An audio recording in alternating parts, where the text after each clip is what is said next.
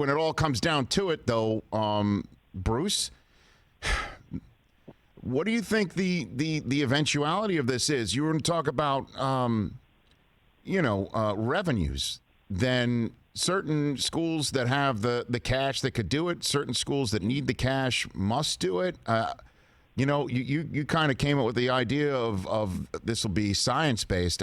We're not seeing that a lot in society today. So my question for you on that front is it possible that we end up seeing, the haves play football and the have-nots not?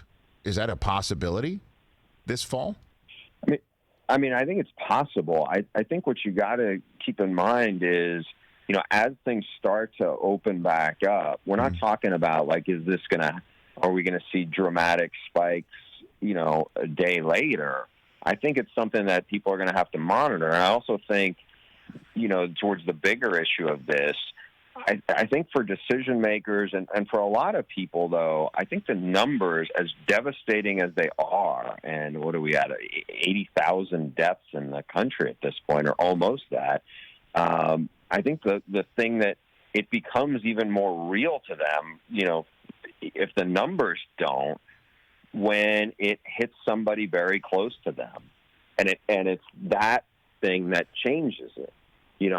I think that for a lot of people who watch this, they're like, they saw Rudy Gobert and they saw Tom Hanks and Rita Wilson, and they've seen people who they know of, but then they've seen them either recover from it or whatnot. I think when if they started to see people on the teams they root for really, struggling with this, I think that would change for a lot of people. Again, I think what we're talking about is different than opening up some businesses as opposed to having football, which is a sport which is every day of the week you are around 100, 150 other guys.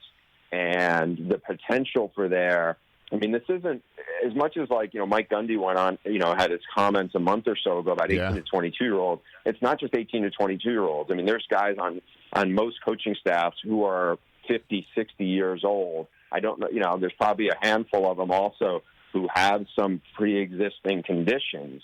I think it's complicated. And again, I think that as they try to monitor what they can manage and what they feel is something that they can kind of deal with, both mentally as well as from the science aspect of it.